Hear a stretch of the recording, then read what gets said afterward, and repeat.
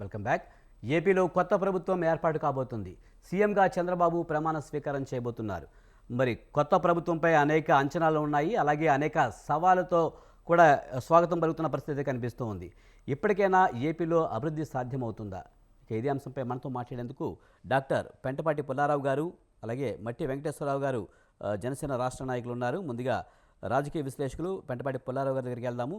పుల్లారావు గారు నమస్తే అండి. నమస్కారం. నమస్కారం సార్, ఏపీలో ఎన్డీఏ సర్కార్ అయితే ప్రమాణ స్వీకారానికి ఏర్పాట్లు జరుగుతున్నాయి. ఇప్పటికే అభివృద్ధిలో వెనకబడిన రాష్ట్రం అని చెప్తూ ఉన్నారు. మరి చంద్రబాబు సీఎంగా ప్రమాణం 4సారి చేయబోతున్నారు. ఈసారి అభివృద్ధిలో దూసుకుపోయే అవకాశం కనిపిస్తుందంటారా? కొత్త కొత్త నాకు వాళ్ళు వచ్చారు, మంచిది, ఆనందపడదాం. ఎప్పుడు 5 సంవత్సరాలకు ఒకసారి తీసేస్తా ఉంటేనే పాలిటిక్స్లో మంచిది, మార్పు కావాలి. లేకపోతే మరీ పవర్ఫుల్గా అయిపోతున్నారు మన రాష్ట్రంలో అని మనం అందరూ చూసాం. తెలంగాణలో కూడా ప్రజలు అలాగే రిబెలియన్గా వచ్చి కేసీఆర్ అని తీశారు. ఆయన అన్నీ ఇచ్చాడు, అన్నీ చాలా ఫ్రీ ఇచ్చినారు, ఇచ్చారు. అది మంచి సెంటిమెంట్ అనుకుంటున్నారు, డెమోక్రాటిక్ సెంటిమెంట్. 5 సంవత్సరాల తర్వాత మారుస్తూ ఉంటే ప్రభుత్వం కొంచెం జాగ్రత్తగా ఉంటారు. లేకపోతే హద్దు లేకుండా ఖర్చు, హోదా, పొగరు, ఆ మాట వాడవచ్చో లేదో నాకు తెలియదు, వచ్చేస్తుంది. సో అది అంతవరకు మంచిది. కానీ నెక్స్ట్ స్టెప్ ఏమిటి? నెక్స్ట్ స్టెప్ ఏమిటి? కొత్త వాళ్ళు వస్తున్నారా, కొత్త ఐడియాలు వస్తున్నారా, మనకు 11:30 తెలుస్తాయి. పాత ఐడియాలే పాతయే మళ్ళీ ఎలా పెడితే ఎలాగా? ఉదాహరణ చెప్తున్నాను మీకు. నరేంద్ర మోడీ గారు పాత వాళ్ళనే పెట్టాడు అందరిని. వాళ్ళు చేసిన తప్పుల వల్లే కదా ఆయనకు 100 సీట్లు పోయింది. 100 సీట్లు రావాలి కదా ఈజీగా. ఇంకా ఆర్థిక వ్యవస్థ అనుకో, వ్యవసాయ వ్యవస్థ అనుకో, ఇన్ఫ్రాస్ట్రక్చర్ అనుకో. అది ఏంటంటే నేనే కంటిన్యూ అవుతున్నా, నా పవర్ అలాగ ఉన్నది, ప్రపంచానికి చూపెడతానికి ఏం మార్పు లేదు, చూపెడతానికి చేసేది. అది బెనిఫిటా కాదా మనకు 1 సంవత్సరం 2 సంవత్సరాల్లో తెలుస్తాయి. పాత వాళ్ళు కొత్త ఐడియాస్తో వస్తారా? పాత వాళ్ళతో కొత్త ఐడియాస్ రావు కదా. ఈ పెద్ద సామెత ఉన్నది కదా, you can teach an old dog new tricks. ఓ ముసలి కుక్కలకి కొత్త ట్రిక్స్ చెప్పలేము. ఇది కొత్త వాళ్ళు కాదు అని చూడాలి. 11:30 12 తర్వాత ఎవరు దీంట్లో ఎవరు వచ్చారు, సేమ్ పీపులా, అది చూస్తే మనం చెప్పగలం. డెవలప్మెంట్ అంటే ఏంటి? ఒక అమరావతిని డెవలప్ చేస్తే బిల్డింగ్స్ కడతారు, డబ్బు ఉన్నది, కడతారు, అయిపోయింది. తర్వాత ఏంటి? నెక్స్ట్ ఏంటి? అది ఆ గోల్ నాకు కనపడితే బాగుంటుంది. చాలా అయిపోతుంది. వాళ్ళు చెప్పారు కదా, ఉద్యోగాలు ఇస్తాము, లేకపోతే రోడ్లు వేస్తాము, అలాగే పరిశ్రమలు తెస్తాము, ఏవేవో చెప్తున్నారు కదా. చెప్పారు న్యాచురల్ గ్రోత్. ఏం చేయకపోయినా వదిలేసి పోలీసులే ఒకరు కంట్రోల్ చేస్తే, లా అండ్ ఆర్డర్ కంట్రోల్ చేస్తే చాలా వరకు అయిపోతుంది. ఈవేళ ప్రభుత్వం, మన సెంట్రల్ గవర్నమెంట్ ఇది, ఏ గవర్నమెంట్ అయినా ఇది చేసావు అది చేసావు అంటున్నారు. కానీ సింపుల్గా చెప్తున్నా, మన ఎక్స్పోర్ట్స్, ఎగుమతులు 75% గవర్నమెంట్కి సంబంధం లేదు. IT exports, labour exports. Labour అంటే బయటికి వెళ్ళి పనిచేస్తున్నారు వాళ్ళు. 1/3 ఫారిన్ ఎక్స్చేంజ్ పంపించేది వాళ్ళే. మూడోది, ఎప్పటి నుంచో భారతదేశం నుంచి హ్యాండీక్రాఫ్ట్స్, టెక్స్టైల్ ఎక్స్పోర్ట్స్. అవి తీసేస్తే ఏమి మిగిలింది? మేము చేసామంటారు ప్రభుత్వాలు. ఏం చేశారు? అది మనం కొంచెం వెనక్కి తిరిగి చూడాలి. ఆంధ్రప్రదేశ్ 150 సంవత్సరాలు బట్టి ఇరిగేషన్ ఫెసిలిటీ ఉన్నది, ఎష్యూర్డ్ క్రాప్స్ వస్తాయి, కొంచెం క్యాపిటల్ అక్యూములేట్ అవుతుంది. అది తీసుకెళ్ళి హైదరాబాద్లో ఇన్వెస్ట్ చేశారు. ఇక చేరు కదా. ఎవరైనా డబ్బున్నా కూడా విభూతున్నా కూడా హైదరాబాద్ వెళ్ళిపోతున్నారు. ఎంతమంది మూవ్మెంట్ ఉన్నది పర్ డే? రోజుకి 500 మంది కొత్త బస్ సెట్లర్లు ఆంధ్రా నుంచి 1000 మంది వరకు వెళ్తున్నారు. ఇక్కడ బ్యాంక్ అకౌంట్స్ మూసేస్తే అక్కడ ఓపెన్ చేస్తున్నారు. అందువల్ల మంచిది, డెమోక్రసీకి మంచిది మార్పు. కొత్త వాళ్ళు వచ్చాక వాళ్ళు ఏం చేస్తారో చూద్దాం. కొత్త వాళ్ళు అంటే కొత్త పార్టీ, కొత్త గవర్నమెంట్. పాత పార్టీ, కొత్త గవర్నమెంట్. చూద్దాం ఫేసెస్. 25 మంది మంత్రులు ఉంటా అంటున్నారు. ఎవరు తీసుకొస్తున్నారు కొత్త ఐడియాస్? చాలా ఇంపార్టెంట్. మీరు ఎప్పుడైనా ఎక్స్పెరిమెంట్ చేయాలంటే మన్మోహన్ సింగ్ని తీసుకొచ్చి పివి నరసింహారావు పెట్టారు. ఎక్కడ అదా లేని మనిషిని తీసుకొచ్చి ఫైనాన్స్ మినిస్టర్ చేశారు. మర్చిపోవద్దు. దేవేగౌడ 4 మంత్రుల్ని, వైస్ ఛాన్సలర్ యూనివర్సిటీస్ని, పెద్ద అటామిక్ సైంటిస్ట్ రాజారామన్ని, అలాంటి వాళ్ళు 4 తీసుకొచ్చి పెట్టాడు. ఇవన్నీ ఎలా చేస్తారు చూడాలి. మళ్ళీ మాజీ మంత్రి వాళ్ళు వీళ్ళు అని వింటున్నా అయితే కొన్ని రోజుల తర్వాత వాళ్ళు చేసే పనులు చేస్తారు. ఇప్పుడు ఇది కొలిషన్ గవర్నమెంట్. బయట ఇంకో పార్టీ ఉన్నది. ఆ పార్టీకి 21 మంది ఎమ్మెల్యేలు ఉన్నారు. క్లాష్ వస్తుందా రాదా? రాబోయే లోకల్ ఎలక్షన్స్లో పెరుగుతారా? ఈ స్టేటస్లోనే ఉంటారా? ఇవన్నీ పెద్ద ప్రశ్న. మిగతా రాష్ట్రాల్లో చూస్తున్నాం. పొల్యూషన్ నడపడం చాలా కష్టం. పొల్యూషన్ అంటే బయట ఉండి సపోర్ట్ చేస్తాం తినండి అంటే అది వేరు. ఈసారి రియల్ పొల్యూషన్. చంద్రబాబు నాయుడికి 2014లో ఆయన చక్కగా చేసుకున్నాడు. ఆ బీజేపీ అది కావాల్సిన వాళ్ళు ఇద్దరికి ఇచ్చాడు. ఆ పార్టీ అప్పుడు వేరేగా ఉండేది. ఇప్పుడు జనసేన కొత్త పార్టీ వచ్చింది. వాళ్ళు ఎంతవరకు వాళ్ళ ఫ్యూచర్ వాళ్ళు సెక్యూర్ చేసుకుంటారు దాని మీద ఆధారపడి ఉంటారు. ఇది ఒక ఛాలెంజ్.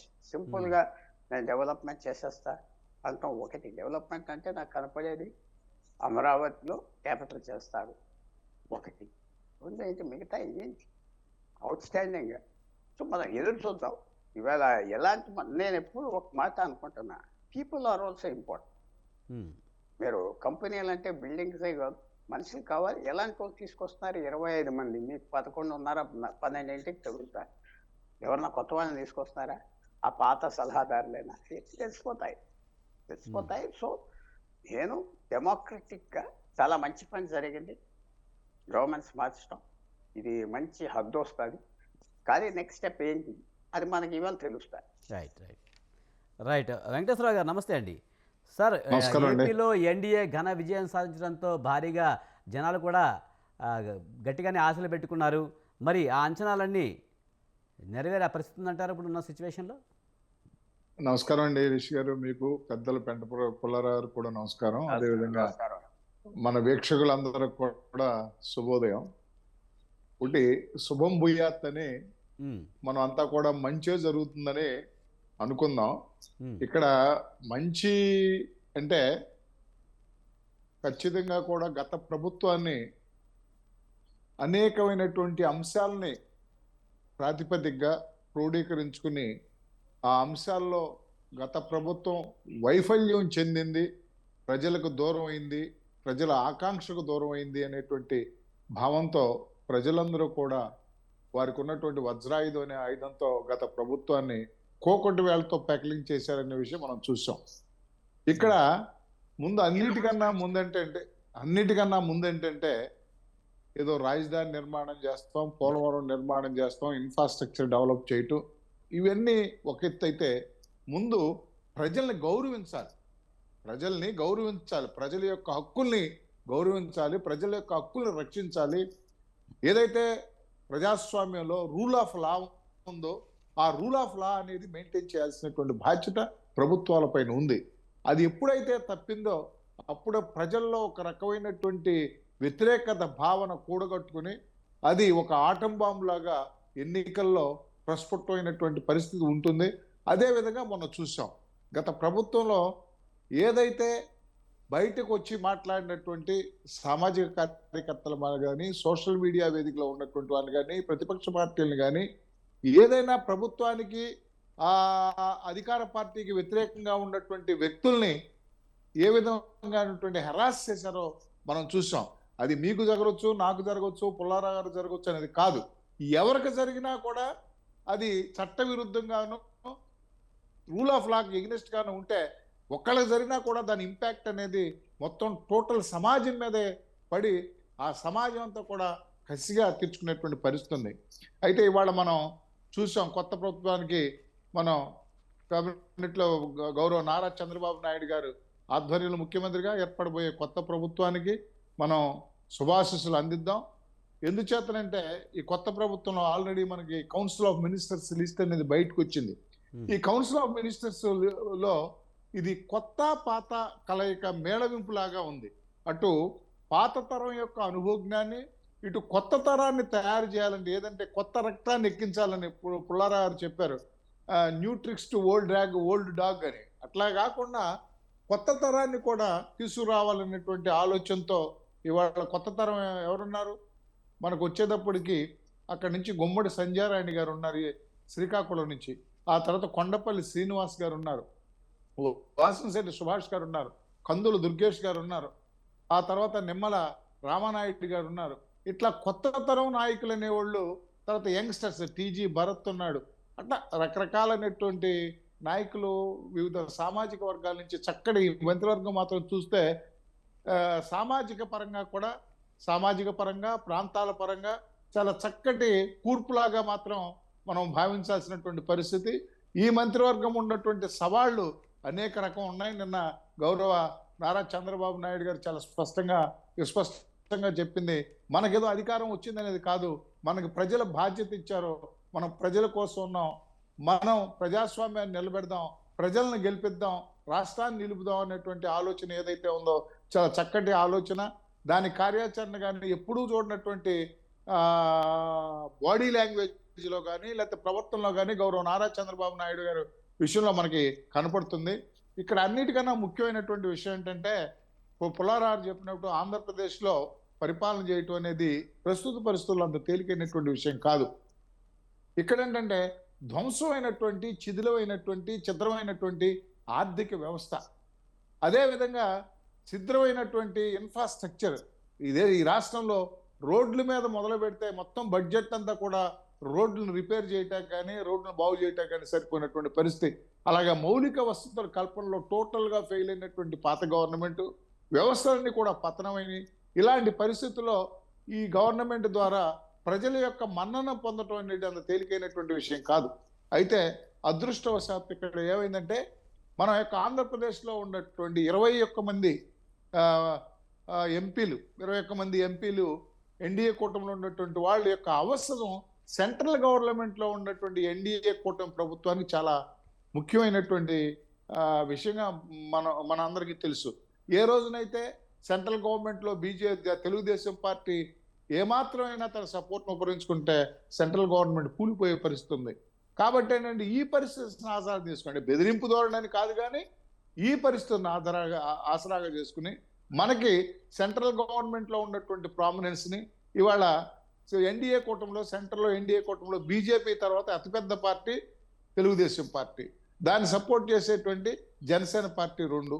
ఈ ఎంపీల ఆధారంగా చేసుకుని మనం రాష్ట్రానికి కావాల్సినటువంటి, ఎందుకంటే ముఖ్యంగా ఈ డెవలప్మెంట్ ఎవరిని కూడా డబ్బులు ఇచ్చి పోషించేటువంటి డెవలప్మెంట్ కాదు. లేదు, జగన్మోహన్ రెడ్డి గారు చెప్పినట్టుగా మేము ఖాతాల్లో బటన్లు నొక్కుతున్నాం, ఆ డబ్బులు వెళ్తున్నాయి, తర్వాత నాడు నేడు కింద స్కూళ్ళు కట్టాము అని డెవలప్మెంట్, అది కాదు డెవలప్మెంట్ అంటే. డెవలప్మెంట్ అంటే ఈ రాష్ట్రానికి కావాల్సిన ఈ రాష్ట్రానికి కావాల్సినటువంటి రాజధాని ఏదైతే, రాజధాని ఆత్మగౌరవానికి ప్రతీక. అలాంటి ఆత్మగౌరవానికి ప్రతీకే కాకుండా రాజధానిలో ఇప్పుడు ఏదైతే మనం ఉపాధి కోసం యువత, నిరుద్యోగులు ఇతర రాష్ట్రాలకు ఏ విధంగా వలసపోతున్నారో అలా వలసపోకుండా ఒక self Reliance, self sustainable capital అనేది మనం నిర్మించుకున్నట్లయితే మన రాష్ట్రంలో ఉన్నటువంటి యువతకి ఉపాధి దొరుకుతుంది. అదేవిధంగా పోలవరం, ఈ రాష్ట్రానికి కావాల్సింది ఏంటంటే పోలవరం అనేది లైఫ్ లైన్. ఏదైతే పోలవరం ప్రాజెక్టును మనం నిర్మాణం చేశామో, లక్షల ఎకరాల భూమిని అదనపు సాగు చేయటం కాకుండా ఉన్నటువంటి భూమికి 2 పంటలు కాదు 3 పంటల్ని మనం స్వయం సమృద్ధిగా చేసుకునేటువంటి పరిస్థితిలో అటు ఇందాక పుల్లారావు గారు చెప్పారు. ఎందుకంటే మనకి ఆంధ్రప్రదేశ్ రాష్ట్రం వ్యవసాయానికి ఆధారపడినటువంటి పరిస్థితి. అదేవిధంగా పోలవరం నిర్మాణం అయితే ఆక్వా ఇండస్ట్రీకి కానీ, ఫిష్ ఇండస్ట్రీకి కూడా బాగుపడతాయి. కాబట్టి ఈ 2 గోల్స్ మనం సాధించగలిగితే ఖచ్చితంగా కూడా దీని ద్వారా రాష్ట్ర అభివృద్ధి చెందుతున్నటువంటి నా ప్రగాఢ విశ్వాసం. వెంకటేశ్వర గారు ముఖ్యంగా ఈ ఎలక్షన్స్ లో Pawan Kalyan centre of attraction గా అయ్యారని చెప్పాలి. ఎన్డీఏ ఏర్పడడానికి ఆయన ఒక కారణం కూడా అయ్యాడు రాష్ట్రంలో. అలాగే 21కి 21 సీట్లు కూడా గెలవడం అనేది మామూలు విషయం కాదు. ఈసారి ప్రభుత్వంలో పవన్ కళ్యాణ్ రూల్ ఎలా ఉండబోతుందంటారు? ఇప్పటికే ఉప ముఖ్యమంత్రిగా పవన్ కళ్యాణ్ ఉండబోతున్నారనే వార్తలు వస్తున్నాయి. జనసేన నుంచి 3 మంత్రి పదవులు రాబోతున్నాయని వార్తలు వస్తున్నాయి. ఎలా ఉండబోతుంది? చాలా చాలా స్పష్టంగా ఎందుచేతంటే, అసలు ముందు మేము కేబినెట్ లో చేరరేమో, పవన్ కళ్యాణ్ గారు చేరరేమో అనేటువంటి ఒక ఆలోచన కూడా మనం గతంలో చూసాం. కానీ ఏంటంటే, ఏదైతే ఈ రాష్ట్రంలో జరగబోయేటువంటి నూతన పరిపాలనలో అటు తెలుగుదేశంతో పాటు జనసేన పార్టీ ముద్ర కూడా బలంగా ఉండాలనేటువంటి ఒక ఆలోచనతో, ఏదైతే ఈ రోజున క్రౌడ్ పుల్లరే కాదు, పవన్ కళ్యాణ్ గారు క్రౌడ్ పుల్లరే కాదు, క్రౌడ్ పుల్లర్తో పాటు ఒక మాట చెప్పాడంటే ఆయనకి మాటకి విశ్వసనీయత అనేది ఉంది, దార్శనికత ఉంది అనేది ఏదైతే ప్రజలు భావించారో ఆ విధంగా ప్రభుత్వంలో కూడా తను ఏదైతే అనుకున్నాడో, ఏదైతే ప్రజలకు వాగ్దానం చేశారో, ఏదైతే కార్యకర్తల ముందు తన యొక్క భావాల్ని ఆవిష్కరింపజేశారో గతంలో, వాటినన్నిటి కూడా కరెక్ట్గా ఒక బలమైనటువంటి ముద్రలో, ప్రభుత్వంలో బలమైనటువంటి ముద్ర వేసి ప్రభుత్వాన్ని నడపాలనేటువంటి ఆలోచనతో వారు క్యాబినెట్లో జాయిన్ అవుతున్నారు. అందులోకి మా పిఎస్సిఎస్ చైర్మన్ అయినటువంటి మనోహర్ గారు చాలా చాలా అనుభవజ్ఞులు, వ్యవహారాన్ని డీల్ చేయటంలో కూడా ట్రబుల్ షూటర్ లాంటి వ్యక్తి, వారు జాయిన్ అవుతున్నారు. అటు మిత్రుడు కందుల దుర్గేష్ గారు, ఆయన కూడా ఈజ్ డిజర్వింగ్, గతంలో ఎమ్మెల్సీ చేసి ఉన్నారు, ఈజ్ డిజర్వింగ్, మంచి వ్యక్తులు జాయిన్ అవుతున్నారు. కాబట్టి జనసేన పార్టీ నుంచి, ఈ జనసేన పార్టీలో ఉన్నటువంటి కార్యకర్తలు కానీ, జనసేన పార్టీ తన యొక్క ఎన్నికల మేనిఫెస్టోలో ఏదైతే పవన్ కళ్యాణ్ గారి యొక్క భావజాలాన్ని గతంలో మనం చూసామో, ఆ భావజాలాన్ని ప్రకారం ప్రజలకి మేలు చేయాలి, కార్యకర్తలకు మేలు చేయాలి, అదేవిధంగా జనసేన పార్టీని భవిష్యత్తులో ఒక బలంగా తీర్చిదిద్దాలనుకుంటుంది. ఎందుకంటే సంస్థాగత నిర్మాణంగా కానీ జనసేన పార్టీ రాష్ట్రంలో భవిష్యత్ తరాలకి ఎందుకు చెప్తుందంటే, ఒక రాజకీయంగా ఈ కూటమికి ఆపోజిట్ ఒక శూన్యత అనేది మనకు కనపడుతుంది. ఎందుకంటే 11 సీట్లు, అంటే 11 సీట్లు వైఎస్ఆర్ పార్టీకి వచ్చింది కాబట్టి శూన్యత అనేది నేను అన్నాను. ప్రజాదేవుళ్ళు అనేది ఓటర దేవుళ్ళు వారి యొక్క వజ్రాయుధంతో 23ని 164 చేశారు. అదేవిధంగా 150ని 11 చేశారు. అది కాదు, ఇక్కడ ఏంటంటే రాబోయేటువంటి కాలంలో వైఎస్ఆర్సీపీ పార్టీ అనేక చిక్కుల్ని, అనేక ఒడిదుడుకుల్ని ఎదుర్కోబోతుందంటే సంకేతాలు మనకు కనపడుతున్నాయి. ఇవాళ వాళ్ళ యొక్క టోన్లోనే, వాళ్ళ యొక్క మాటలోనే ఆ బేరతనం కనపడుతుంది. ఏదైతే వారైతే చూపించారో మనం అనుకున్నాం, గతంలో అనేకమైనటువంటి ఆరోపణలు తెలుగుదేశం పార్టీ కానీ జనసేన పార్టీ తరఫున మేము కానీ అనేక రకమైనటువంటి ఆరోపణలే కాకుండా అవినీతి విచ్చలవిడిగా తాండవించింది. ఒక పద్ధతి అనేది లేదు, రూల్ ఆఫ్ లా అనేది లేదు. వీటన్నిటి మీద కూడా సమగ్రమైనటువంటి విచారణకు ఆదేశిస్తారు. సమగ్రమైన విచారణ అయిన తర్వాత వాటి ప్రకారం ఖచ్చితమైనటువంటి ఒక నిర్దిష్టమైనటువంటి చర్యలు ఉంటాయి. ఆ చర్యలు ఎప్పుడైతే తీసుకుంటూ మొదలు పెడతాో జనసేన అప్పుడు వైఎస్ఆర్సీపీ పార్టీ ఏమైపోద్దో అనేది కనుమరుగయ్యే కూడా ఆలోచన రావచ్చు. అలాంటి రాజకీయ శూన్యతని జనసేన పార్టీ అదే 23 సీట్లు వచ్చినప్పుడు టీడీపీ కూడా కనుమరుగ కాబోతుందనే వార్తలు వచ్చినప్పుడు కూడా అది మళ్ళీ రివర్స్ అయిన పరిస్థితి. నేను ముందే చెప్పాను 11 సీట్లు వచ్చి నేను కనుమరుగు అవుతుందని నేను అనలా. నేను అనేది గత ప్రభుత్వంలో చేసినటువంటి అవినీతి విచ్చలవిడిగా తాండవం చేసి రూల్ ఆఫ్ లాని ఫాలో అయినటువంటి పరిస్థితుల్లో వీటన్నిటి మీద సమగ్రమైనటువంటి విచారణకు ఆదేశించి ఆ విచారణ నివేదికలో నిర్దిష్టమైనటువంటి చర్యలు తీసుకునేటువంటి పని ఏదైతే ఉందో, చట్టం తను చేసుకునేటువంటి పనిలో చాలా చిక్కుల్లో చాలా స్పష్టంగా కనపడుతుంది. కాబట్టి ఆ రాజకీయ శూన్యత కూడా పూరించడానికి జనసేన పార్టీ తయారుగా ఉండాలి, సిద్ధం చేయాలనేటువంటి ఆలోచనతో కూడా మేము క్యాబినెట్లోకి వెళ్ళాం. పుల్లారావు గారు, ముఖ్యంగా చూస్తే కనుక ఏపీలో ప్రతిపక్షం అనేది లేకుండా ప్రజలు తీర్పిచ్చిన పరిస్థితి కనిపిస్తుంది. అలాగే 3 భాగస్వామ్య పార్టీలు కూడా ఏపీలో ఐక్యంగా కొనసాగే పరిస్థితి ఉందంటారా? ఈసారైనా సరే ఈ పోలవరం, విభజన సమస్యలు, అమరావతి రాజధాని అనేవి కంప్లీట్ చేయగలుగుతారంటారా? ఏదో స్పష్టంగా వెంకటేశ్వరరావు గారు చెప్పింది చాలా లర్నర్డ్గా చెప్పారు. I respected. ఒకటి, పోలవరం ఎవరికి మంచిది? వెస్ట్ గోదావరి వాళ్ళకి, ఈస్ట్ గోదావరి వాళ్ళకి మంచిది కాదు. 5 లక్షల మందిని తరివేశారు. వాళ్ళకి 2015 నుంచి చంద్రబాబు నాయుడు గారు డబ్బు ఇవ్వలేదు, డబ్బు ఇవ్వనివ్వలేదు. అప్పుడు పవన్ కళ్యాణ్ గారు ఏదో మాట్లాడారు కాబట్టి ఆయన అంటే మాకందరికీ గౌరవం పెరిగి ఆయన ఒంటరిగా పోరాడినప్పుడు సాయం చేశారు. ఇప్పుడు గవర్నమెంట్తో ఆ చంద్రబాబు నాయుడుతో కలిసేది మంచిది. ఏం చేస్తారో చూద్దాం. 2 లక్షల రూపాయలు ఎకరానికి ఇచ్చి తరివేశారు వేరే చంద్రబాబు నాయుడు. అది జ్ఞాపకం పెట్టుకోవాలి వెంకటేశ్వర గారు. జగన్మోహన్ రెడ్డి కూడా ఏం చేయలేదు. 10 లక్షలు ఇస్తాను నేను అడిగాను కూడా చేయలేదు. ఆయన చాలా విచారపడ్డా. మీరు జ్ఞాపకం పెట్టుకోండి. రెండోది, మీరు ఏదో అపోజిషన్గా రాష్ట్రం పాగటానికి ఎలా పాగుతారు? మీకు 21 మంది ఎమ్మెల్యేలతో లిమిట్ అవ్వదు. నేను ఫ్రాక్చర్గా చెప్తున్నా. ఇప్పుడు మిగతా తెలుగుదేశం ఎమ్మెల్యేలు ఉన్న చోట మీరు వెళ్తే వాళ్ళు రానిస్తారా? రానివ్వరు కదా. అక్కడ ఉన్న జనసేనకి మెంబర్స్ని వాళ్ళే డ్రాప్ చేస్తారు. అది రాజకీయం. నేను కొత్తగా సైన్స్ తేలేదు. ఒకసారి కాంగ్రెస్ పార్టీ ఉత్తరప్రదేశ్లో 400 సీట్లలో 100 ఎమ్మెల్యేలు ఉండేవారు. బహుజన్ సమాజ్ పార్టీతో జాయిన్ అవ్వాక 20 అయిపోయి మళ్ళీ పెరగలేదు. ఎందుకంటే వాళ్ళు 1/3 పోటీ చేశారు. ఇది ఎక్కడ చేస్తారు ఇప్పుడు? ఎక్కడ చేస్తారు? ఇంకోటి కూడా చెప్తున్నా, ఇది చాలా ఆలోచించుకోవాల్సిన పని. 15 మంది ఎంపీలు ఉన్నారు టీడీపీ, ఒక్క కాపు లేదు దాంట్లో. బీజేపీకి 16 సీట్లు ఇచ్చారు, ఒక్క కాపుకి ఇవ్వలేదు. పవన్ కళ్యాణ్ గారు ఒక్క కాపుతో పోటీ చేశారు, ఇంకో అతను ఇండెటర్మినేట్ కాస్ట్, ఎవరికి తెలియదు.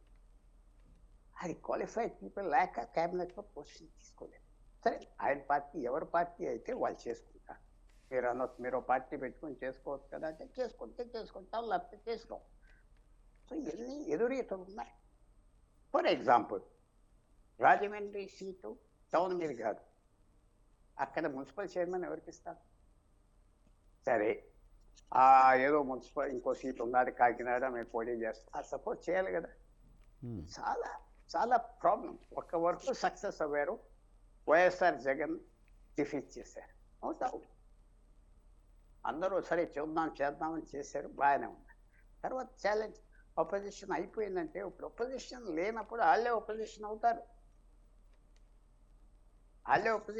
విజయ్ గారు. ఎవరుంటారు అపోజిషన్? వాళ్ళే అవుతారు. ఇప్పుడు నవీన్ పట్నాయక్ పోతే ఒడిశాలో బీజేపీకి వ్యతిరేకంగా లేకపోతే వాళ్ళే అవుతారు. ఎవరో కాంగ్రెస్. సో అవన్నీ ఎదురు ఉంటాయి. సింపుల్ కాదు, చాలా సింపుల్ కాదు. నేను కొత్త అంటే పాతోళ్ళని పెట్టి పాతోళ్ళు కొడుకులు పెడుతున్నారు, కూతుర్లు పెడుతున్నారు. అదే వాళ్ళు చాలా మంచిగా మాట్లాడతాడండి, ఏదో ఎంబీఏ ఉన్నారు, అవన్నీ లేదు. కామన్ సెన్స్ కావాలి. కామన్ సెన్స్ చూద్దాం. శుభం మంచి రోజు అన్నారు, ఇది మంచి రోజు కొంతమందికి, అందరికీ కాదు. చూద్దాం, ఆంధ్రప్రదేశ్కి మంచి చేస్తే ఆనందం. కానీ ఈ ప్రాబ్లమ్స్ ఉన్నాయి. 21 సీట్లో పోటీ చేశారు, మిగతా సీట్లలో వాళ్ళే కదా డామినేట్ చేస్తారు. ఫర్ ఎగ్జాంపుల్, తణుకులో టీడీపీ ఎమ్మెల్యే గెలిచారు, జనసేన పులియలు అయిపోయింది. ఎవరున్నారు ఇంకా అక్కడ? విషయం చెప్తున్నా, పాలకోళ్ళు ఎవరున్నారు? సో అది న్యాచురల్ పాలిటిక్స్. వీళ్ళు అవసరం ఉన్నంతకాలం వాళ్ళు వాడుకుంటారు. ఫ్రమ్ డే 1 ఇవాళ ఎంతో మాట కూడా అన్నారు వెంకటేశ్వర గారు, కీలకమైన పొజిషన్ ఉన్నది, గవర్నమెంట్ కూలిపోతుంది, మోడీ గవర్నమెంట్. ఈ 16 మంది వెళ్ళిపోతే, జగన్ 4 వస్తారు. ఆల్రెడీ 15 మందికి అరేంజ్ చేసుకున్నారు. పేర్లు చెప్పమంటే చెప్తా. ఎవరు అధికారంలోకి వచ్చాక కన్సాలిడేట్ అయిపోతారు. తర్వాత చంద్రబాబు నాయుడు గారికి వాళ్ళకి ఎక్స్పీరియన్స్ ప్లేయర్స్ తెలుసు. 5 సంవత్సరాలు స్టెబిలిటీ కావాలి ఢిల్లీలో, చక్కగా స్టెబిలిటీ వచ్చి ఏదో పనులు చేసుకోవచ్చు అంతవరకు. సో ఏదో తప్పకుండా ప్రజాస్వామ్యం చాలా ఇంపార్టెంట్, డెమోక్రసీ ఈజ్ ఇంపార్టెంట్ వారు అన్నమాట. ఇప్పుడు నేను ఒక టెస్ట్ పెట్టాను సరదాగా వారికి, వెంకటేష్ గారికి, చూసుకొని అబ్జర్వ్ చేయమని. 1,00,000 మందికి ఇవ్వలేదు డబ్బు, ఇవ్వనివ్వలేదు. 2 లక్షలతో ఎకరానికి ఆప్ చేశారు. ఎందుకంటే వాళ్ళ కులాలు ఏంటి ఇది ఎవరికి తెలీదు. ఈసారి జగన్మోహన్ రెడ్డి గారు చేసిన తప్పులకి తప్పకుండా ఓటేశారు. మళ్ళీ 6 నెలలు పోయాక ఇవన్నీ మర్చిపోతారా? చూడాలి, ఇవన్నీ మర్చిపోతారా? ఈ ఎమ్మెల్యేలు ఎలా ఉంటారు? ఏదో పెద్ద మంత్రులు జనసేన నుంచి వస్తా అంటున్నారు, వాళ్ళు ఎలా ఉంటారు మనకు తెలియదు కదా, చూడాలి కదా. వాళ్ళు అలా తిరుగుతారు, వాళ్ళు అలాంటి సలహాదారులు పెట్టుకుంటారా? రెబెల్గా ఉంటాం. రెబెల్గా ఉన్నప్పుడు గవర్నమెంట్లో ఉండి రెబెల్ ఉండలేరు. అంటే మూడు సార్లు ముఖ్యమంత్రిగా చేసిన చంద్రబాబుకి సలహాదారుల అవసరం ఉంటుందంటారా? ఎవరైనా విషయం చెప్తున్నా, నాకు ఒక స్టాండర్డ్ స్టేట్మెంట్ ఉన్నది. నాటు మేధావులు చేరుతారు ప్రతి నాయకుడు చుట్టూరా. నాటు మేధావులు అంటే దాంట్లో బాగా పొగుడుతూ ఉంటారు. నవ్వుతున్నారంటే నేను ఎగ్రీ. నాటు మేధావులు పోయేదంటే నాటు మేధావులే. కులస్తులు వాడికి తెలిసిన మొహాలు బాగున్నదన్న కోటరీ అంటే ఆ నాటు మేధావులు ఏం చుట్టూరా ఉన్నారు. పవన్ కళ్యాణ్ చుట్టూరా మనకి బయటకు వస్తారు కదా ఒకటి మెల్లిగా. ఇప్పటి వరకు ఏదో సీక్రెసీగా మనకెవరికి తెలియలేదు, ఏంటి బయటకు వస్తారు కదా. సో తప్పకుండా ఒక విజయం విశేషంగా సాధించింది ఆర్కిటెక్ట్ పవన్ కళ్యాణ్. పవన్ కళ్యాణ్ వచ్చాక మల్టిప్లైయర్ ఎఫెక్ట్ వచ్చింది. కానీ ఇందాక నేను చెప్పిన పాయింట్ నేషనల్ టీవీలో చెప్పే ఎవరు మాట్లాడలేకపోతున్నారు. అసలు రోజు చెప్తున్నా, రోజు 10 సార్లు చెప్తున్నా. 17 మంది ఎంపీల్లో ఒకరికి ఇవ్వలేదు. ఎందుకంటే ఢిల్లీలో ఈ కమ్యూనిటీ మొహం ఒక్కటి కూడా కనపడకూడదు. బీజేపీ 16లో ఒక్కడికి ఇవ్వలేదు, ఒక్కడికి. అదే ఉన్నవాళ్ళు సరిపడ్డు యూస్లెస్ వాళ్ళు అంటే బయట నుంచి తీసుకొచ్చి పెట్టలేదా? జనసేన బయట నుంచి టీడీపీ నుంచి ఎవరన్నా ఎమ్మెల్యేలు తీసుకొచ్చి పెట్టారు కదా, పెట్టుకోవాలి అలాగే. అలాగా అది అన్నీ మెల్లిగా, ఇది అంత సింపుల్ ఎలక్షన్ కాదు అని నేను భావిస్తాను. సార్ అలాగే ఈసారి కేవలం 11 మంది అయిపోయింది అది నాకు అలా కనపడుతుంది. ఎందుకంటే చంద్రబాబు నాయుడు గారు మంచివారు అవ్వచ్చు, దూరదృష్టిలో వెళ్తాడు, అన్ని మంచిదే. కానీ నాటు మేధావులు ఫుల్ తప్పదు. చూద్దాం మరి ఈసారి కాకి మేధావులు ఏం చేస్తారు. నాయకుడు అనుకోండి, రైట్. ఆయనకి వెళ్ళి చెప్తే పుల్లారావు గారు ఈసారి కేవలం 11 మంది ఎమ్మెల్యేలతోనే జగన్మోహన్ రెడ్డి అసెంబ్లీకి రాబోతున్నారు. ఈసారి జగన్ పాత్ర ఏ విధంగా ఉండే అవకాశం ఉందంటారు? దాదాపు 151 మంది నుంచి 11 మందికి వచ్చారు కనుక ఈసారి ఆయనకి అంత బలం లేదు కనుక ఆ వాయిస్ అంత గట్టిగా వినిపించే అవకాశం ఉందంటారా జగన్మోహన్ రెడ్డి? నేను ఆయనకి సలహా ఒకటే ఇస్తా, క్వైట్గా ఉండు, మాట్లాడొద్దు, లో ప్రొఫైల్ మెయింటైన్ చేయి. స్థానిక ఎలక్షన్స్ వస్తున్నాయి, ఆ టైంలో ఏ కమ్యూనిటీస్ నువ్వు ఇగ్నోర్ చేసేవో వాళ్ళకి ఫుల్ సపోర్ట్ ఇచ్చి నిలబెట్టు. డివిజన్ వస్తాయి, క్వైట్గా ఉండు. నీ 30% ఓట్లు, 35% ఓట్లు ఉన్నాయి, క్వైట్గా ఉండు. ఎక్కువ ఫైటింగ్ మొదలుకు వచ్చేది. కొన్ని రోజులకి ప్రజలు మర్చిపోతారు, కొన్ని రోజులకి అన్నీ మర్చిపోతారు, ఏమీ జ్ఞాపకం ఉండదు. 3 సంవత్సరాలు ఇందిరాగాంధీ జైల్లో వేసింది ఎమర్జెన్సీలో 5 లక్షల మంది మర్చిపోయారు. క్వైట్గా ఉండు, మాట్లాడు, వాళ్ళు చేసే తప్పు చేయనే. కానీ ఒక ప్రచారం మీద ఉంది సార్, ముఖ్యంగా జగన్మోహన్ రెడ్డి ఈసారి అసెంబ్లీకి రారు అనే ప్రచారం కూడా జరుగుతుంది. అలాంటి పరిస్థితి అది చాలా మంచి పని కూడా, మంచి పని. ఆయన వచ్చి ఎందుకు పెద్ద నిలబడి అవమానం తిట్లు తినాలి? ఇప్పుడు అది మంచి పని. ప్రజాప్రతినిధిగా అసెంబ్లీకి రావాలి, అసెంబ్లీలో వాయిస్ అయితే వినిపించాలి కదా సార్. అదే కదా ప్రజాస్వామ్యంలో ఒక ప్రజాప్రతినిధి ఎన్నికైన వ్యక్తి అసెంబ్లీకి శాసనసభకి అటెండ్ అవ్వాలి కదా, అవ్వకపోతే ప్రజల్ని అవమానించినట్టు కదా, వ్యవస్థను అవమానించినట్టు కదా. కానీ పుల్లారావు గారు ఇప్పుడే చంద్రబాబు నాయుడు కానీ పవన్ కళ్యాణ్ కానీ పదే చెప్తున్నారు, కక్ష సాధింపు చర్యలు అయితే చెయ్యం, కానీ చట్ట ప్రకారం అయితే ఏవైతే చర్యలు తీసుకోవాలో ఆ చర్యలు తీసుకుంటామని చెప్తున్నారు. మరి ఇంకా భయపడాల్సిన అవసరం ఉంది, తిట్లు తిట్టాల్సిన అవసరం ఉంది. సార్ ఒక్క విషయం, చంద్రబాబు నాయుడు మాట్లాడుతూ కూడా ఒక మాట అన్నారు, మనం కూడా గతంలో చేసిన ప్రభుత్వం లాగానే చెయ్యొద్దు, చేస్తే మన పరిస్థితి కూడా రేపు ఎలాంటి పరిస్థితి రావచ్చు అనేది కూడా ఆయన చెప్పడం జరిగింది. కానీ ఈసారి భిన్నంగా ఉండే అవకాశం లేదంటారా గతంలో? లేదు, ఎందుకంటే ఒక మంచి అవకాశం పాస్ చేసుకున్నారు ఆల్రెడీ. ఈ అంత మెజారిటీ ఉన్నందుకు జగన్మోహన్ రెడ్డిని మర్యాదపూర్వకంగా ఇన్వైట్ చేశారా? చేయలేదు కదా. చేయాలి, ఆయన వస్తాడు రాడు పోమంటాడు, చేయాలి. నరేంద్ర మోడీ రామ్ టెంపుల్ని ఎందుకు ఫెయిల్ అవ్వింది? ఆలోచించండి. పెద్ద విఐపీలు పిలిచాడు అంతే, రాజకీయ నాయకులను ఎవరిని గౌరవంగా పిలవలేదు. వాళ్ళందరూ రావటానికి సిద్ధంగా ఉన్నారు, ప్రధానమంత్రి దగ్గర స్థాయితో కూర్చోబెట్టి మర్యాద ఇస్తే. ఏదో ఇన్విటేషన్ కార్డు పంపించేశారు, వస్తే రా పోతే పో అన్నారు, రాలేదు. అది ఫెయిల్ అయింది కదా. నేను చెప్పేది ఏంటంటే, జగన్మోహన్ రెడ్డి గారు ఇలా చేశారు అలా చేశారు అని కాదంటలే. మీరు కొత్త పాలిటిక్స్ అంటే ఆయన ఇన్వైట్ చేయాలి, ఎవరో రెస్పెక్ట్. రాడు, పర్వాలేదు, నువ్వు సాఫ్ట్ చేయాలి. ఈ రాజకీయం, ఆంధ్రప్రదేశ్ రాజకీయం వీళ్ళిద్దరి గురించి ఉన్నదా? వీళ్ళ పోరాటానికి, వీళ్ళ కుటుంబాలు, వీళ్ళ కులాలకి. మిగతా రాష్ట్రాల్లో అలా లేదే, ఎక్కడా లేదు. ఇలా ఏదో మహారాష్ట్రలో అక్కడక్కడ గొడవలు జరుగుతున్నాయి, మర్చిపోతారు కొన్ని రోజులు పోయాక. ఎక్కడా లేదు. ఇది పర్సనల్ వెంజన్స్, ఒకరి మీద ఒకరు తీసుకుంటున్నారు, అందరిని ఇన్వాల్వ్ చేస్తున్నారు. నువ్వు ఈ పక్కన ఆ పక్కన, నువ్వు ఈ పక్కన కాకపోతే నీకు ఇలాగ ఉంటుంది ఆ పక్కన. ఇది అయిపోయింది కదా, వాళ్ళ కోసమా ఈ రాజకీయం? అది ఆయన బ్రేక్ చేయలేదు. Should have invited him with great respect. రాడు. మీరు ఎక్కడికి తీసుకున్నారు స్టెప్? అతను ఎక్కడికి పోతాడు? అక్కడే ఉంటాడు. ఇప్పుడు నేను చెప్పిన దానికి చెప్పండి. మీకు 6 నెలలు పోయాక భగవంతుడి దయ వల్ల మనం డిస్కషన్ చేస్తే నాకు చెప్పండి. వెంకటేశ్వర గారు వీళ్ళు వేగు స్పీకర్, ఆయన కాదని చెప్పను, ఆయన మంచిగా అన్నీ చెప్తారు. నేను చెప్పేది ఆలోచించుకోమంటాం, నేను చెప్పేది కరెక్ట్ అని ఎప్పుడు అన్నాం. నేను డిబేట్స్కి వచ్చేది నేర్చుకోవడానికి వస్తాను. అలాంటి వ్యక్తులు మీరు మాటలు వింటే I get the whole picture. ఓ ఇలాగ ఆలోచిస్తున్నారా? సో నేను చెప్పే దాంట్లో నేను 10 రోజులు బట్టి 15 రోజులు బట్టి చెప్తున్నాను. ఒక్క సీట్ ఇవ్వలేదు బీజేపీ 16లో. ఎందుకు ఇవ్వలేదు? కాపుస్. ఈయన ఒక్కడు ఇవ్వలేదు.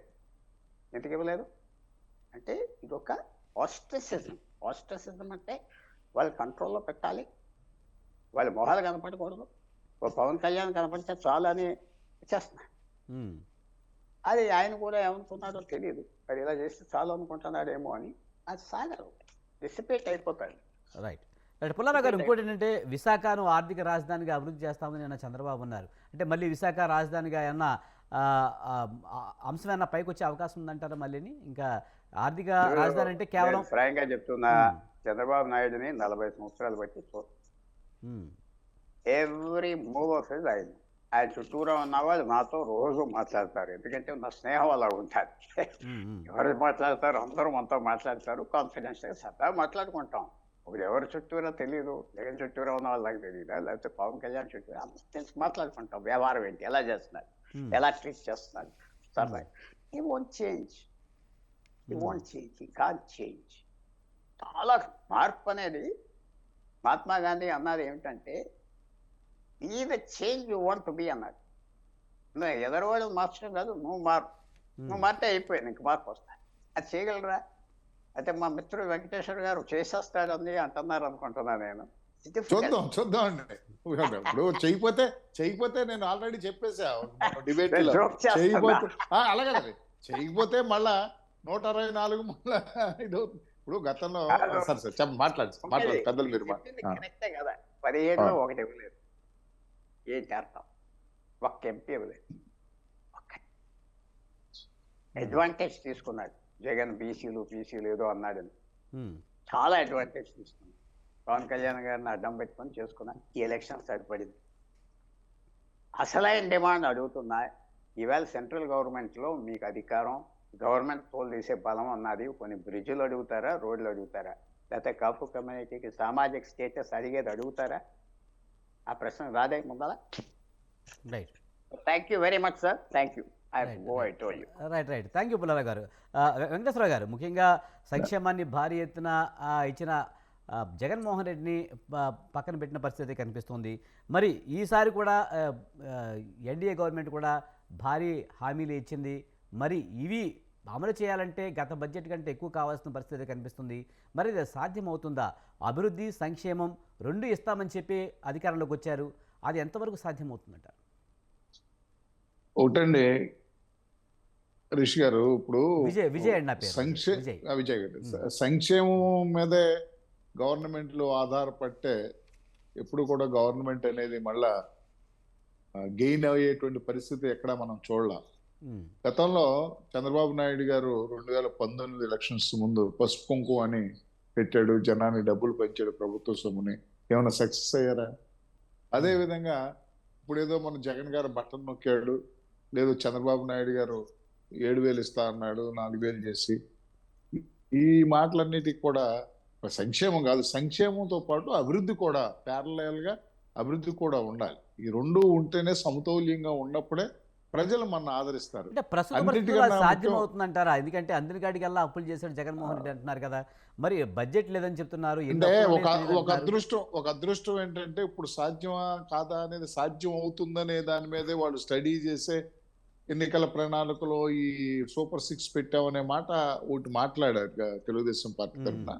అయితే ఇప్పుడు ఏంటంటే కేంద్ర ప్రభుత్వంలో చంద్రబాబు నాయుడు గారి యొక్క పాత్ర కానీ, పవన్ కళ్యాణ్ గారి యొక్క పాత్ర కానీ చాలా ప్రముఖంగా బలంగా ఉంది కాబట్టి కేంద్ర ప్రభుత్వం ఉదారంగా ఆదుకుంటుంది అనేటువంటి ఆలోచన ఒకటి ఉంటే, రెండు ఏంటంటే చంద్రబాబు నాయుడు గారిలో ఒకటి ఉంది, మనం జగన్మోహన్ రెడ్డి గారి లాగా ఏదో అప్పు చేసి పప్పుకూడలా కాకుండా సంపదను సృష్టించే self Reliance, self sustainable growth అనేది ఒకటి ఆయన యొక్క ఆలోచన విధానం. ఈ రెండింటినీ కూడా అవకాశాన్ని, ఇటు self Reliance and self sustainable growth and the financial aid of the central government. తర్వాత ఏంటంటే విభజన చట్టం, రాష్ట్ర పునర్విభజన చట్టంలో ఉన్నటువంటి హామీలు కనుక ఏదైతే చట్టబద్ధమైనటువంటి స్టాట్యూటరీ ఆబ్లిగేషన్ అంటారు, ఆబ్లిగేషన్ న్యాయాత్మకమైనటువంటి బాధ్యత, వాటిని కనుక మనం సాధించుకోగలిగితే, ఏదైతే రాయలసీమకి, ఉత్తరాంధ్రకి కోరాపుట్ బుందేల్ఖండ్ ప్యాకేజీ టైప్లో ప్యాకేజ్ ఇవ్వటం లేదు, ఇప్పుడు ప్రత్యేక హోదా లేదు కాబట్టి ప్రత్యేక ప్యాకేజీని ఎప్పుడైతే తీసుకుంటే ఇవాళ ఆంధ్రప్రదేశ్ గవర్నమెంట్ బడ్జెట్ కూడా ఏమంత తక్కువగా ఏం లేదండి. 3 లక్షల కోట్లకి వెళ్ళిపోతుంది ప్రతి సంవత్సరం కూడా. దురదృష్టవశాత్తు ఏంటంటే గౌరవ జగన్మోహన్ రెడ్డి గారి యొక్క 5 సంవత్సరాల పీరియడ్ లో వాళ్ళు ఇచ్చినటువంటి సంక్షేమ కార్యక్రమం 2,70,000 కోట్లే. మొత్తం బడ్జెట్ అంతా కూడా 5 సంవత్సరాల మీద 5 రోజులు 10 లక్షల కోట్లను 5 60 13 లక్షల కోట్ల రూపాయల బడ్జెట్ లో 2,75,000 కోట్ల రూపాయలే వాళ్ళు సంక్షేమ కార్యక్రమాలుగా చేశారు. తర్వాత ఏంటంటే అక్కడ ఒక పద్ధతి అనేది, ఒక క్రమశిక్షణ అనేది, ఆర్థిక క్రమశిక్షణ కానీ లేకపోతే అభివృద్ధి క్రమశిక్షణ కానీ జగన్మోహన్ రెడ్డి గారి గవర్నమెంట్ లో లేకపోవటం, ఏదో చిన్నటువంటి విషయాల మీద వాళ్ళు ఈగో ఫీలింగ్లు లేకపోతే వాటి మీద సంతృప్తి చెందేటువంటి పరిస్థితి చేశారు తప్పితే వాళ్ళు కనుక సరైనటువంటి దృష్టికి అడ్మినిస్ట్రేషన్ మీద సరైన దృష్టి పెట్టడం. తర్వాత ఏంటంటే అడ్మినిస్ట్రేషన్లో ఇక్కడ ప్రజాస్వామ్యంలో ఈ ప్రజల చేత ఎన్నుకోబడినటువంటి నాయకులు అంటే పంచాయతీ సర్పంచ్ స్థాయి దగ్గర నుంచి మినిస్టర్ స్థాయి వరకు కూడా ప్రజల యొక్క కష్ట సుఖాలు, ప్రజల యొక్క ఆవశ్యకత, the real need of the people వీళ్ళకి అర్థం అవుతూ ఉంటుంది. కానీ బ్యూరోక్రాట్స్ ఏంటంటే దీన్ని అమలు చేసేదానికి వాళ్ళ యొక్క మైండ్ ఇంకొక రకంగా ఉంటుంది. అంటే వాళ్ళు తప్పుపట్టం కాదు, బ్యూరోక్రసీ వాళ్ళ మైండ్ ఒక రకంగా ఉంటుంది. ప్రజాస్వామ్య ఈ పబ్లిక్ లో మూవ్ అయితే ప్రజల్లో తిరిగేటువంటి రాజకీయ నాయకుల యొక్క పరిస్థితి ఒక రకంగా ఉంటుంది. ఈ 2 అభిప్రాయాలని కనుక సింక్రనైజ్ చేస్తే ఆ గవర్నమెంట్ ఎప్పుడు కూడా సక్సెస్ అవుతుంది. గతంలో జలగం వెంగళరావు గారి టైంలో ఆయన కూడా పెద్ద ఎడ్యుకేటెడ్ కాదు, కానీ చిత్తశుద్ధి ఉంది. ఆయన ఏంటంటే ఒక టీమ్ ఆఫ్ బ్యూరోక్రాట్స్ ని వేసుకుని వారి యొక్క సలహాలపైన అడ్మినిస్ట్రేషన్, వారి యొక్క సలహాలపైన స్కీమ్స్ ఆయన వేసినప్పుడు ఆయన చక్కటి అడ్మినిస్ట్రేటర్ గా చలామణి అయ్యారు. అదేవిధంగా కేవలం అధికారుల మీద కాకుండా ఇప్పుడు చంద్రబాబు నాయుడు గారు కూడా పూర్తి గతంలో అధికారుల మీద ఆధారపడేవాళ్ళు. ఇప్పుడు సమీక్షలని ఇప్పుడు ఈసారి వారు ఎప్పుడు కూడా నేను ఎమ్మెల్యేలకి అందుబాటులో ఉంటానంటున్నారు. ఏదైతే జగన్మోహన్ రెడ్డి గారు ఎమ్మెల్యేలకి ఎంపీలకి అందుబాటులో లేకుండా అదేదో ఐపాక్ టీంతో ఆధారతోనో లేకపోతే విలేజ్ వాలంటీర్స్ మీద ఆధారపడి వచ్చేసి సలహాదారుల మీద ఆధారపడి చేసిన టోటల్ గా ఫెయిలియర్. కాబట్టి అది ఒక నిదర్శనంగా తీసుకుని భవిష్యత్తులో మంచి పరిపాలన అందిస్తారని మనం ఆశిద్దాం. కొత్త గవర్నమెంట్ 2 కూడా ప్రజలకి కావలసినటువంటి, ప్రజలకి ఏదైతే అవసరమో అది చేయాలని, ఆంధ్ర రాష్ట్ర ప్రగతికి అభివృద్ధికి కట్టుబడి ఉండాలని, ప్రజా సంక్షేమే ధ్యేయంగా పనిచేయాలని కోరుకుంటున్నాం. రైట్, థ్యాంక్ యూ మట్టి వెంకటేశ్వరరావు గారు, అలాగే డిబేట్లో పాల్గొన్న డాక్టర్ పెంటపాటి పుల్లారావు గారు. థ్యాంక్ యూ వెరీ మచ్ అండి. ఇది వాటి న్యూస్ కేఫ్. చూస్తూనే ఉండండి స్వతంత్ర.